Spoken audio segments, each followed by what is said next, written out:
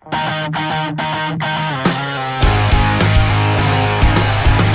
the Stack Attack Fantasy Podcast, your one-stop shop to dominate fantasy baseball and football. Come get some.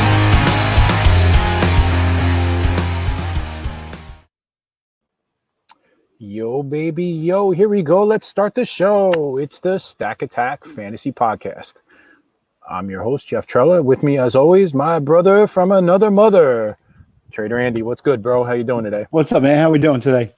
I don't know. I can't read my notes. It's too dark out here. I forgot the sun goes down earlier as we get later in the summer, so yeah, I might not have anything to say today. Uh-oh. I forgot my glasses. I can't see so good. I can't see from the Empire State Building. Oh, my goodness. I fell down the stairs. And thank God Nick showed up. Oh, man. Yeah. Welcome here, Nick. Hey, not like last minute, doing? Nick. What's good? Hey, no problem. I'm like Zach Wilson. Oh man, so what's up? What do we got going on today, Nick? You had a big day. You're stressed out a little bit. You taking a sip? Yeah, we're good. Well, Yankees just made a big move, so I'm happy about that. Making some big moves here. Joey Gallo coming to Yankee Stadium.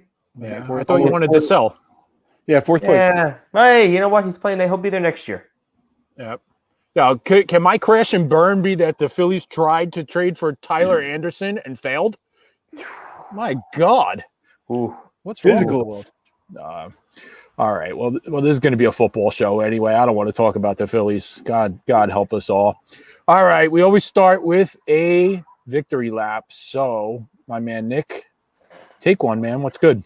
We got Warrior Bowl finish, Rise Bowl going, Scott Fish Bowl's done, football season's here. Zach Wilson's not signed, but hey, I guess that's a crash and burn. But yeah, we're in football mode. We're ready to go. I got my sleeper article out. That's my victory lap, and we're doing good. Andy's got his best bowl article out, which is awesome. So good things coming. Definitely. What's good with you, Andy? Very excited that I was taking Alvin Kamara in a lot of my drafts early, and I was like, you know what? People were like fading him and letting it go, and I took him, and with the news of Michael Thomas going down, it looks like I hit a home run because they're just going to feed the monster. The problem is, Andy, Michael Thomas didn't go down. He'd been down.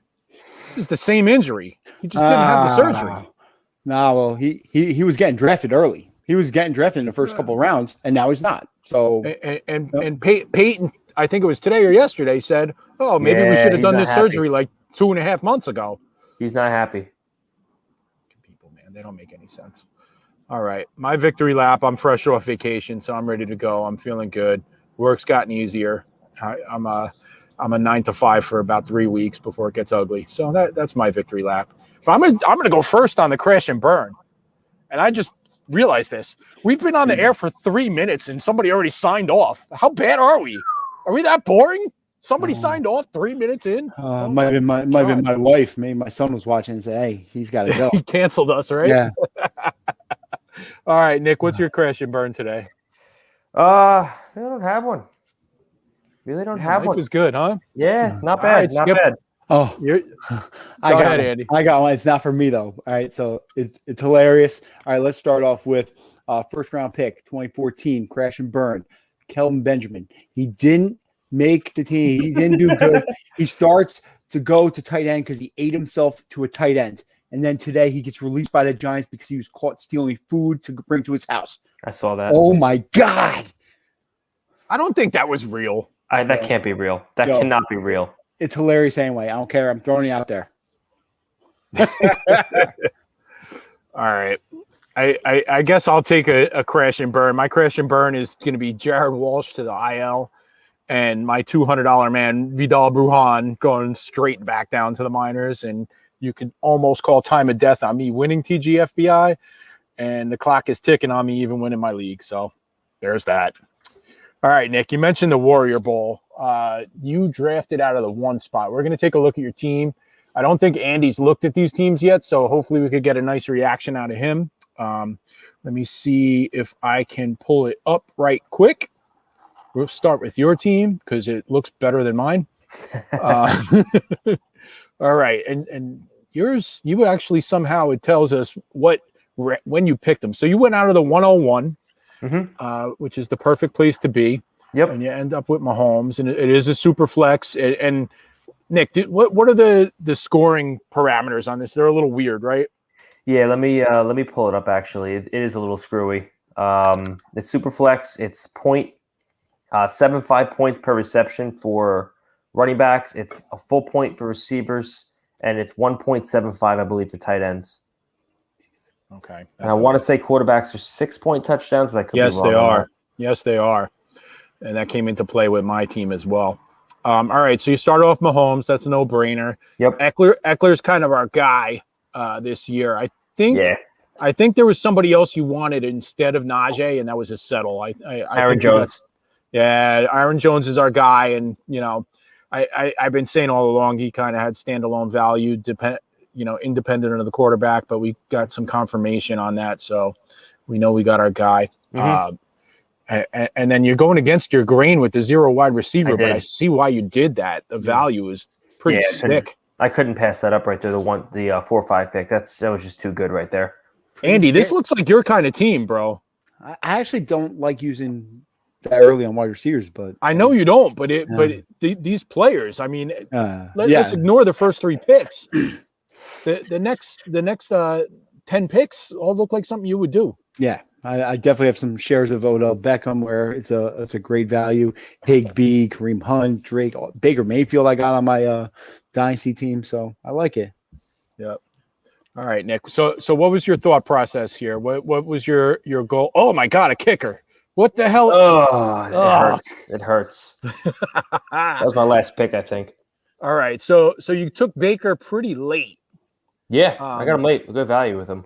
There's one thing that's a little disgusting about this team that I don't really like, but it may pay off. Is the it looks like a DraftKings stack with all these Cleveland Browns. Yeah, I didn't realize. I was just taking value. I wasn't thinking on that. That's something that people like us have to pay closer attention to, and it's an easy mistake to make when you're doing 17, 18, 20, 25 teams. Go look at my QB3 and you'll see rationale there. All right, let's check that out. Derek Carr, not bad. All right, I like that. So you handcuffed Derek Carr to Kenyon Drake. Yeah, right. Yeah. Unintentional stack. Right. Okay, so you're basically looking at here. We got 1, 2, we got 3, 4.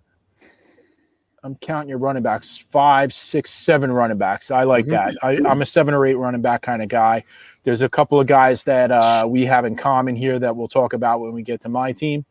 I love Gronkowski as a tight end too, especially in a premium like this. I think that there will be plenty of weeks where you're going to use him over Kenyon Drake, I think. Especially with the premium. The kicker, that was a last round kicker for you? Yeah, last round's our throw.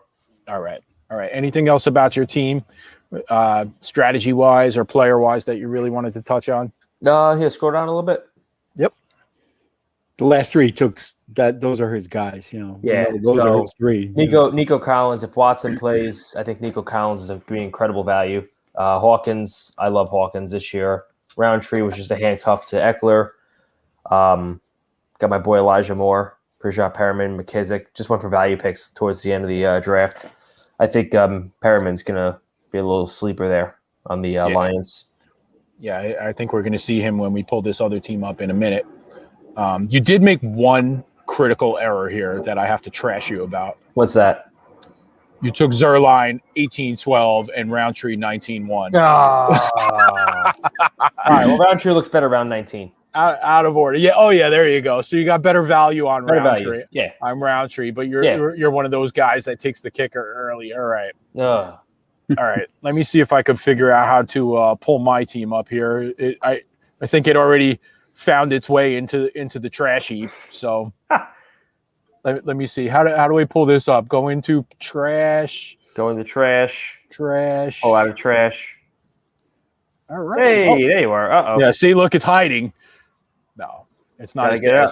It's not as bad as I've made it out to be. All right. So this is what happens when you go Travis Kelce in the first round. Okay. Yep.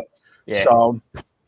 So I picked, I believe, 5th overall. So I was pretty happy in a premium league to get Kelce. in that spot. I thought he would have gone a little bit higher. And then I double tapped second and third round Aaron Jones and Antonio Gibson, which I'm absolutely in love with. That's great value. So that's my way of building a team. And it is super flex. So I double tapped 4 or 5. I took Matt Stafford, who I love in a 6-point touchdown league with Trevor Lawrence. So still feeling good. But at this point, I'm like, oh, crap, there's no wide receivers on my team yet. And I did it again. So I did it again, and I took Mike Davis as my running back 3. That's something I've been doing pretty religiously, is taking that extra running back before I go to wide receiver. I like to have 3 running backs on my team before my first wide receiver. And it may be the end of me, but that's what I'm doing. I think it's good. All right. Andy, here's one of your guys, Claypool. These are a lot of your guys. Claypool, Boyd, Landry are my receivers. Ooh, John, Mike Davis. Ooh. Yep. And then I took Will Fuller. That's my guy. All right.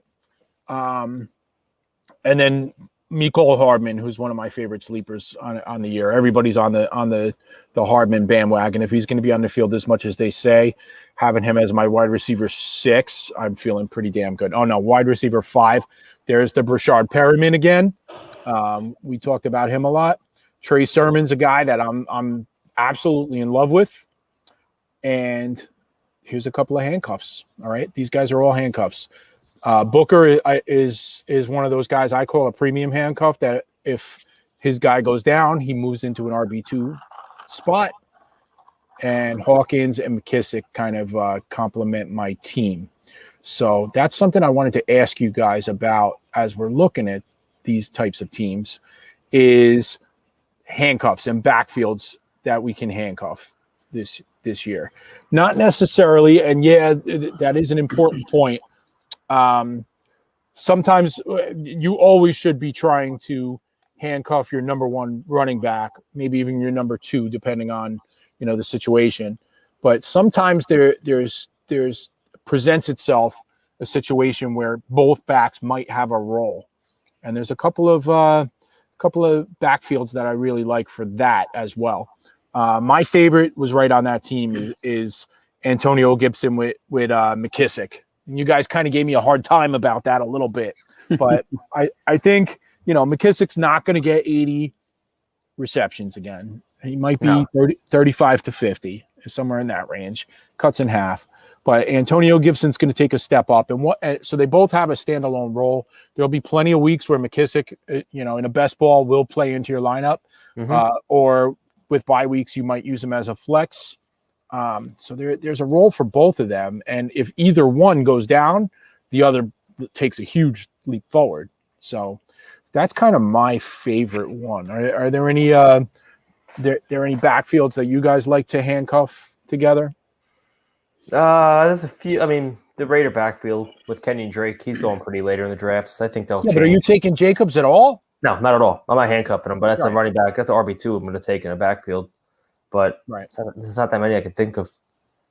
What about Mostert? What about Mostert and Sermon? See, you don't know. It's Mostert, Sermon. You have Jeff Wilson when he comes back. It's a fluid backfield. And then you look at the Jets too. Carter got the first team reps today. Tevin Coleman, Ty Johnson. Okay. I'm a big Sermon guy. I'm way up on him. I think I'm overdrafting him to a point. His ADP is 95. I'm taking him around 70. That's where I start looking. It was probably 120 last week, and you single-handedly raised it. But that's the problem. Is his ADP is 95. Mostert is 82. I'm actually, every time I've taken Sermon, I left Mostert on the board when I took him. I'd rather have Sermon. I'm flip-flopping it. I'd rather have Sermon. Right. Mostert can't. He's one of the most unhealthy players in the league. He's going to get injured. Right. I mean, and I tend to think I'd rather have the running back for the second half of the season than the first half of the season, right? Yep. And because what happens is you take Mostert goes down in week 5, 6. Now you're trading a higher tier receiver to get a mid-tier running back just to fill that void, because that waiver wire is going to be pretty much bare. All right, Andy, let me ask you a question about one of your guys.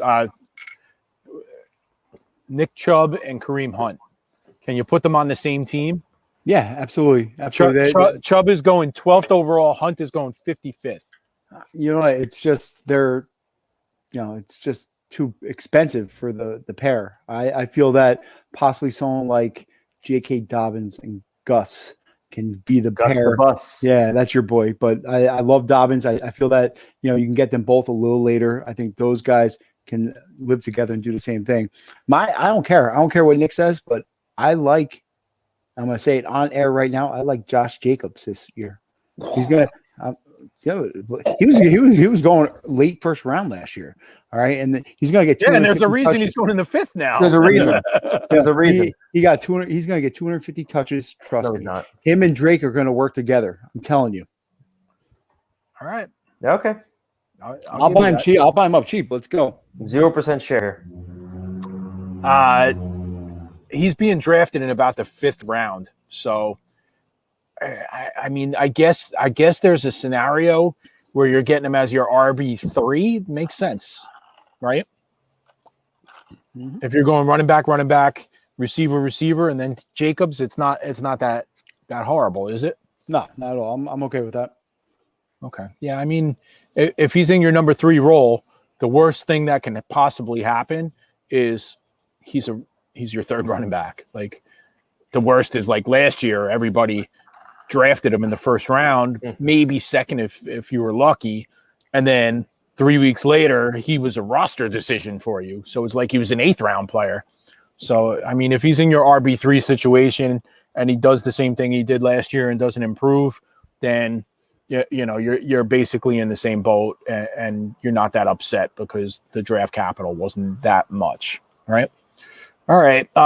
What about Nick? I know one of your guys we're big Mike Davis this year. Yeah. Javian Hawkins. Yep. That's definitely they're not really. I don't know about that being so much as if them both having a role, but no. Hawkins could be a premium. Yeah, Hawkins. He was undrafted. I mean, the guy's got a 4.45 speed. There's reports that he plays faster than that. Mike Davis is 28. I don't think he's had more than 600 yards in a season. I think 642 is the career best he's had. Hawkins, 2019, he had 1,500 rushing yards, 9 touchdowns at Louisville. So he can clearly carry a workload. Get him a shot, and he's in there. I mean, Arthur Smith's coming from Tennessee to run heavy offense, so they're going to pound the rock no matter who's back there. Right. And last year, actually, the best handcuff situation was McCaffrey and Davis. Yep. So maybe this year the number 1 could be McCaffrey and Chubba. Because you tend to think that Chubba has a standalone role as it is, right? Yeah, easily. If McCaffrey goes down, I mean, health concerns. I mean, if you are drafting an unhealthy running back, you want to at least handcuff that back, and Chuba's going to be he's an RB1 immediately. Right. And in the standard home league, he's going undrafted. What about in the event of a healthy McCaffrey? You still hold on to him. I don't think he's going to have any value, but you still hold on to him in the event he does get injured. I tend to think the opposite, man. I tend to think there's going to be a level of load management with McCaffrey. Depends. I think early on you might see 5 to 8 touches a game. It depends. I think early on you'll see it. Right. All right. Cool. Okay, Andy, I want to talk to you. You put your first football article of the year up this week. I'm proud of you for that on stackattackfantasy.com.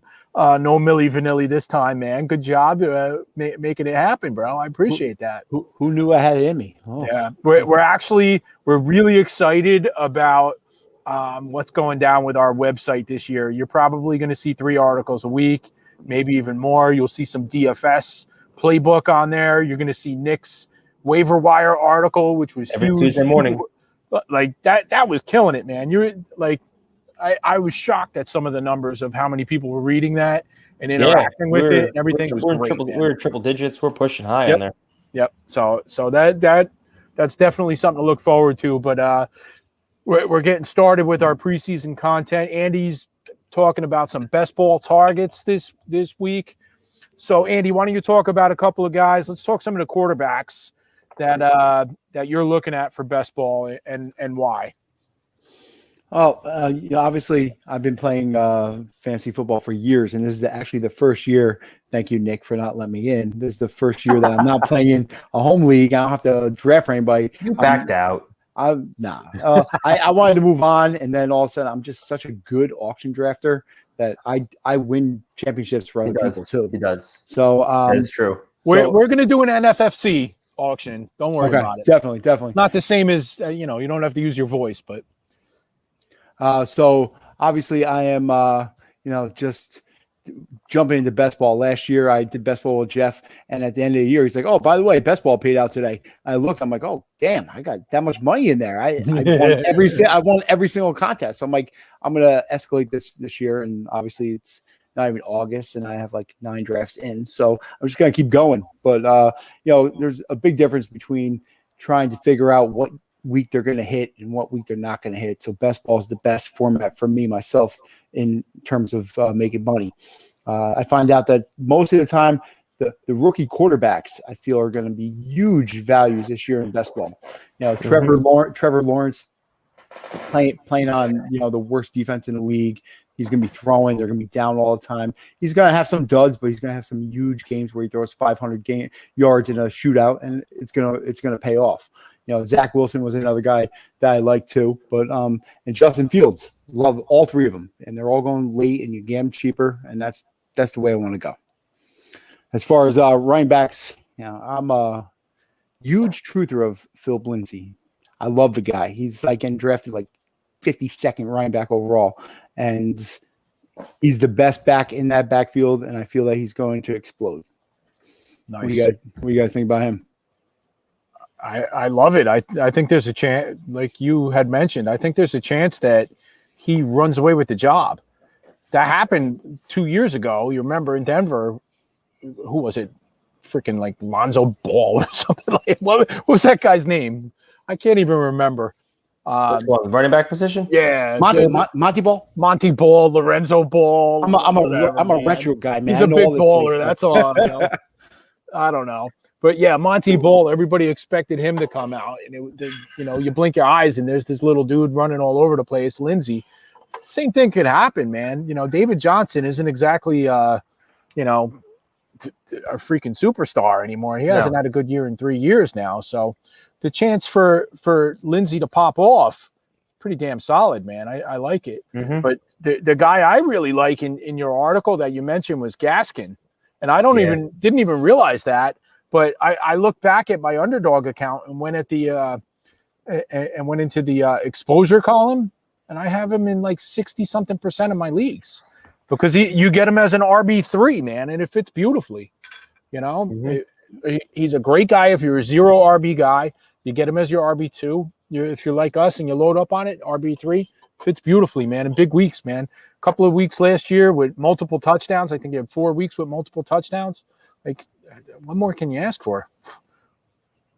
And then wide receiver, obviously, if healthy, ODB is going to be, Odell Beckham's going to be the bomb this year. I think he's going to have some really, really big games, obviously. And the one guy I absolutely love, I tried to sell you guys on, was AJ Green. This is the first time since like grade school that he hasn't been double teamed, and I feel that he's going to destroy people. He looks really good in camp. And he's getting picked late, and it's starting to move up because I'm drafting him earlier. But he's the way to go. I'm telling you, I'm gonna go down swinging with that guy. All right, Nick, where are you at with AJ Green? I took him in the Scott Fish Bowl. You got to think about it. The Cardinals are going to have DeAndre Hopkins, AJ Green, Rondell Moore lining up in the slot. Christian Kirk is a nobody there. I really think AJ, if he stays healthy, I really think he's going to be a big threat. He's playing with one of the top quarterbacks in the league right now. What more can you ask as a wide receiver too? Right. And again, we're talking best ball. So he's either, if he's not in the box, he's not in your lineup. So he'll pop off. He'll pop off. Right. Nice. My guy this year for best ball wide receiver is Mecole Hardman, man. I get him everywhere. Like, and it's the same thing. Like he's either dropping like 28 points on your team or 0. So perfect best ball guy. Absolutely. The only problem is that, AJ Green is getting in some of these leagues, he's not even drafted. Yeah. But Mecole Hardman's already found his way into the top 100. If you So want a nice best ball target just for week 1, Sammy Watkins. okay, why do you say that? Because after he does great week 1 and completely falls off the face of the That's earth. right. Yeah, Every single season, every every year. waiver wire, he is that week Yeah. 1 breakout every season. The man who stole all the fab every single year. Yep, every year. All right, Andy, you like Visca this year too, huh? I know you just mentioned Trevor Lawrence. You like hooking him up with LaVisca Chenault? Yeah, absolutely. I think his ADP is great. I think that he's going to be in the slot. I think he could be a star. I think that Lawrence is going to spread the ball around. They're going to put up some big numbers. They're going to be down. You're going to see a lot of 38, 32 games, and he's going to throw for 500 yards, and Chenault is going to get the touches. That's my guy. Nice. All right, let's go on to the edge and talk about some tight ends. So I got a tight end quote really quick. Bring it. That just came out from previous ex-tight end Kelvin Benjamin on Joe Judge. This is a direct quote about the Giants head coach. I have a perspective on Joe Judge. He's not a coach that can ever win a Super Bowl because he sits there and cusses all day.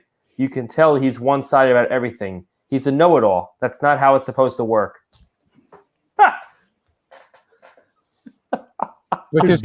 This guy's stuffing dumplings in his gym bag on the way out the door, though. That's why he got cussed at.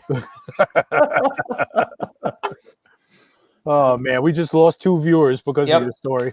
Yep. All right, hey, Andy, let's talk about your tight ends for best ball. Who you like this year so far? Well, I was just like you. I was all over Troutman before all this news hit as well. So he was one of my guys, but he's moving up the boards very, very quickly. And maybe too quickly. Yeah. He's going to want to price himself out and not being a value. Mm-hmm. And then Higbee is a guy who I feel with Stafford there. Stafford loves using his tight ends. He's going to have a lot of weapons. I think you're going to see a huge year from Stafford. He had over 100 targets to his tight ends the past couple of years. So I feel he's going to use Higbee more. Nice. Nick, you have anybody you're reaching for in best ball tight ends? Yes. He's in my article. It is Anthony Ferkser. I don't know if you saw what I posted today. I came across a little nugget online. Todd Downing is the offensive coordinator for the Tennessee Titans. Not only was he the tight end coach in Tennessee the last 2 seasons, he was the offensive coordinator for the Raiders in 2017. Jared Cook was targeted 86 times in that offense as a tight end 1. Now Ferkser is the tight end 1 in Tennessee. So I think as a tight end 2, he's a nice little late dart throw there. All right. And you like him for best ball as well as a second, or I think he's going to pop off every so often. All right, nice. Nick, let's talk about your sleeper article a little bit. And being that we're already on the topic of tight ends, let's start with that, and then we'll go back up top. Yeah. So Andy mentioned Troutman. You just mentioned Ferkser. Yeah. Are there any other tight ends that you really think that are being slept on this year that have a good chance? Yeah, I keep missing him now because his ADP is starting to rise. It's our favorite, Jonnu Smith. I actually, let me interrupt you. I'm sorry. Yeah. In the Raz Bowl, mm-hmm. I just got sniped for him, and then I look at it, and I think it was around 11, maybe 10. Yeah. Gesicki was still on the board.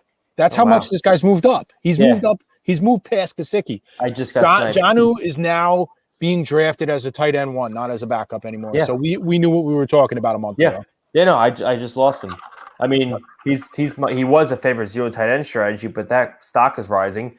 I believe you mentioned it. Cam Newton, Greg Olsen was a big connection in Carolina. Or if Mac Jones gets behind center, you have a rookie quarterback in their safety blanket. Jonnu got paid. He's going to play. So I think he's a very good option. And another one I really like is Austin Hooper. He's being slept on completely. The year prior in Atlanta, he had 75 catches and almost 100 targets. He had 1 year with Baker Mayfield. Now he's got a full off season in the books. So I think he could turn the table. Right. All right. Well, I'm a full blown Harrison Bryant truther. So I know you are. I'm praying for. I'm not saying anything negative about Hooper. I'm just praying that Bryant gets the opportunity because Yeah. it's going to be a thing when it happens. It just might Mhm. not be quite this year. All right, let's go back up top. No, but everybody, time we start talking tight ends, everybody signs off. So let's keep what we got here and let's go up to running back. Yeah, So yeah. give us a couple of sleepers. You nailed it last year with Gibson fairly late. Do it again, man. What do you got for me? So we talked about Hawkins. I think he's probably my personal favorite sleeper. Not a sleeper anymore, but Xavier Jones. He was a sleeper. He was a complete nobody, but I think he comes into the offense. He's 208, 5'11". He could definitely carry a workload. Henderson hasn't proven it, so we'll see if Jones can do that. Why are people drafting Henderson as if he's like a high-end RB2 now? He's not. He lost his job to Akers essentially last year. Right. When you think about it, and now this kid Jones is going to come in. Jones has proven he can carry a college workload, and I think Henderson's playing for his job right now because I think Jones could take it over pretty quickly. Right. Now let me ask you. They were saying that McVay said that he's not even going to let Henderson play in the preseason at all to preserve him. But isn't that like, well, this guy's just vanilla and we know what we got in him. So let's see what we got in this guy Jones and this guy Funk and all these others, right? He's going to pop That's off. really what it is, right? Yeah, he's going to pop off. Yep. All right. So he's basically undrafted. I mean, you're getting him at the last 2 rounds of any draft. Yeah. A small home league, he's going to go undrafted. So he's somebody you can snatch. Yep. Is there a chance that this guy takes the job with a big preseason? Yeah, I think he's going to get an opportunity in preseason games on national TV. I think best case scenario is going to be an RB1/2. They're going to split completely 50-50 split the backfield, and then he'll eventually take it over. I think that's how the situation will play because they're not talking about signing a vet, so they're content with the 2 of them right now. All right, I'm going to come back to this duo in a few minutes later on in the show. Yeah. I got something to say about Darrell Henderson later on. All right, what else you got? Running back, is that it or anybody else? Well, we talked about Roundtree. He was a 6th-round pick this year. Justin Jackson's got the injury history, and Josh Kelly is Josh Kelly. I think Roundtree can definitely Andy's guy. I think he can catapult to an RB2. But another one I really like this year is Chris Evans, not Captain America to be confused with. The Cincinnati Bengals drafted him. Giovanni Bernard left. Joe Mixon has been fighting injuries. This kid comes in. He missed 2019 with academic issues, struggled on a COVID season, but he's got 4.4 speed. And in college at Michigan, he was going 9.8 yards per reception. He's virtually unnoticed in every single draft right now. His skill set mirrors Giovanni Bernard. I mean, this kid's Giovanni Bernard with an ADP of 8,000. Nobody's looking at him. So I think this kid's a perfect sleeper. And Andy will tell you as a DFS player, we saw whenever Mixon missed a game, Bernard was like RB1. Yeah, must start. Yeah. I think Perrine is an RB2 right now, and I think Chris Evans is going to take that over easily. Nice. All right, I like that. All right, well, we're not wide receiver people. We're 0 wide receiver. Yep. So I guess if you're going 0 wide receiver, you need to know some sleepers. Yep. So fill us in, man. Tell us the goods. Yeah. So a couple of my favorite receivers are actually I got 2 of them here from the Detroit Lions. The USC product, Amon-Ra St. Brown. So with him, CBS reported that he was saying how Goff was teaching him things from from the slot. So what I think is going to happen is I think this kid's going to pop off weeks 1 and week 2 and then completely not bottom out, but completely level out. So I think that trade high is going to be extremely early and get him out quick. All right. You actually made a great point in your article of trading him quickly, St. Brown. And one of the next guys that you want to talk about is one of those guys that you might be able to buy very low. Yeah. Early in the season because he's more of a second half type of player, at least from what our expectation is.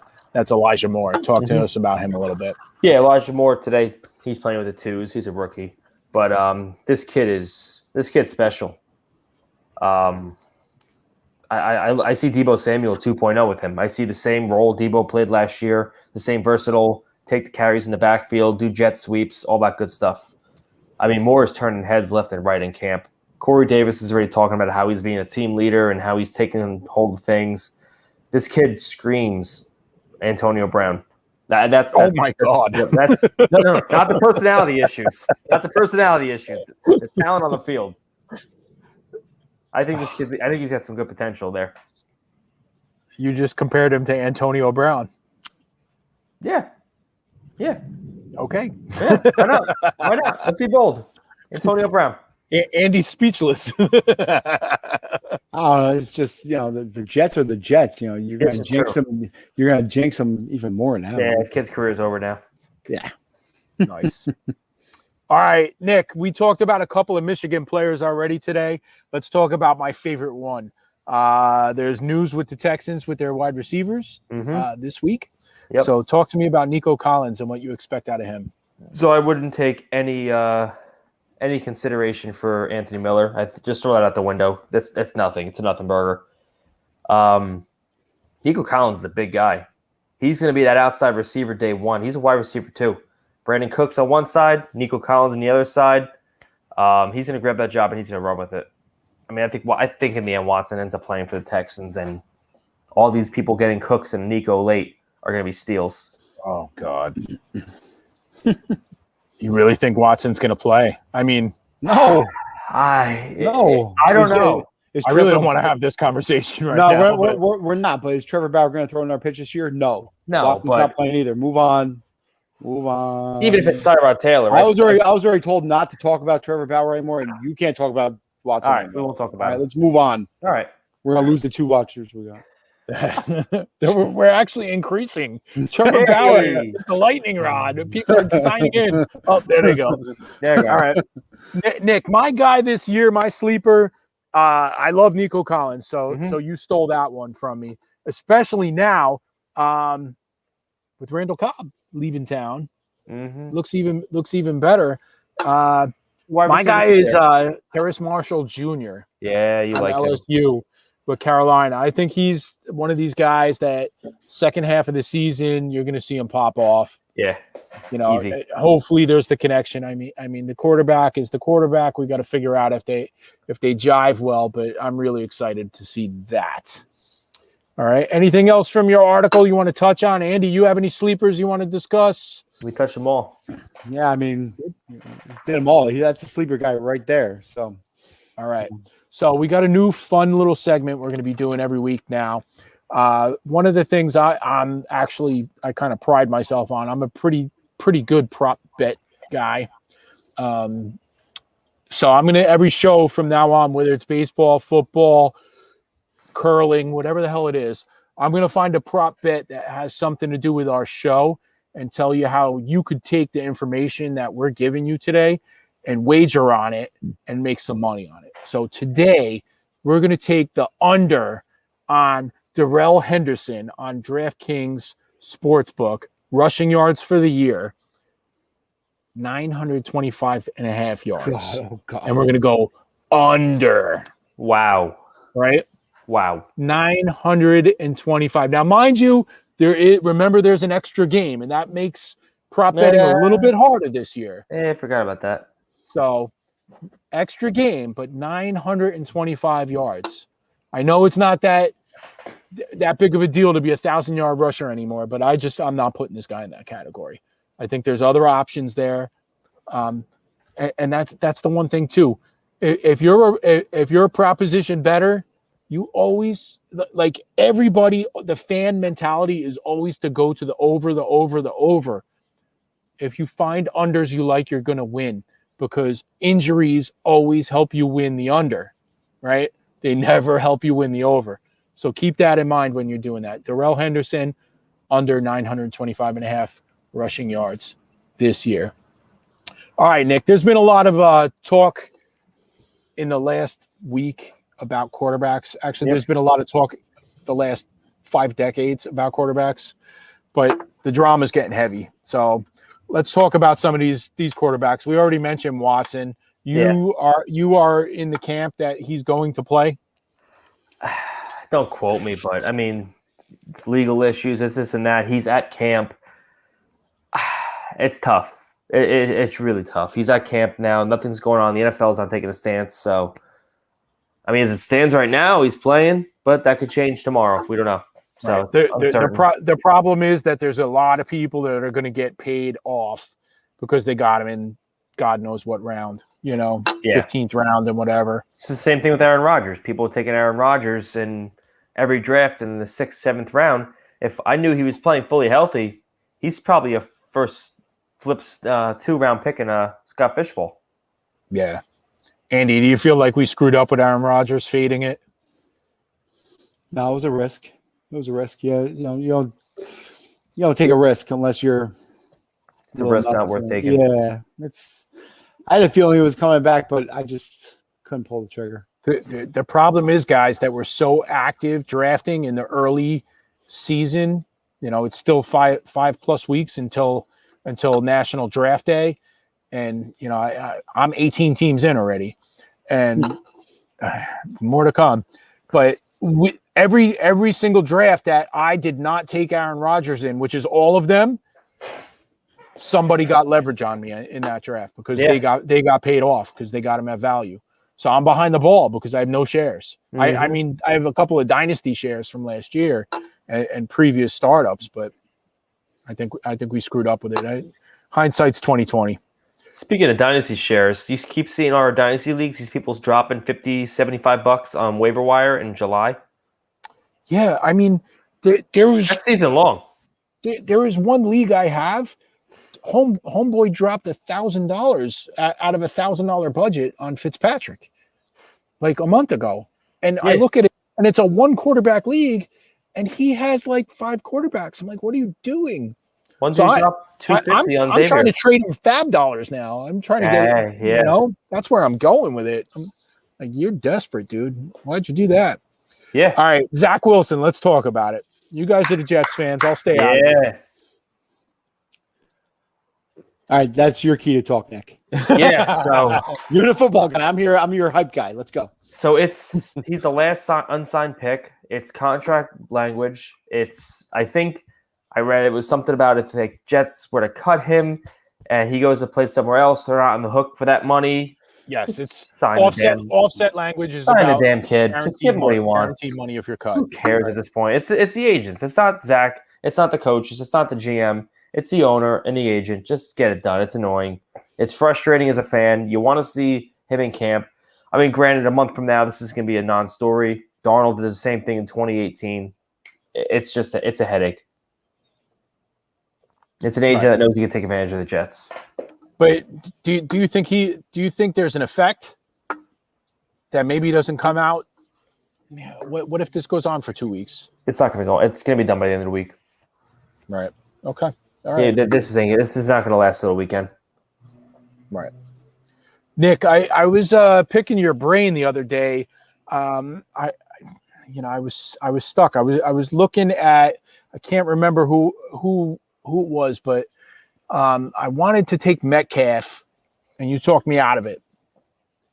Yep. You told me to take Lockett later on instead. So let's tell the viewers about that, man. What's your thoughts on this? DK Metcalf, NFBC. His ADP is 20. NFFC. Yeah, that's it. I make that mistake all the time too. 83 receptions last year on 129 targets. He had 1,300 yards and 10 touchdowns. Tyler Lockett, his ADP is at 56. 36 picks after. He had 100 receptions, 132 targets, 54 yards, and 10 touchdowns. In a full-point PPR, Metcalf had 6 points up on him. And he's going 36 picks later. Inconsistent. The last 8 games of the season, 7 out of those 8 games, he did not hit 100 yards. 69 total yards in 2 games against Arizona, a divisional opponent who he's going to see every year twice.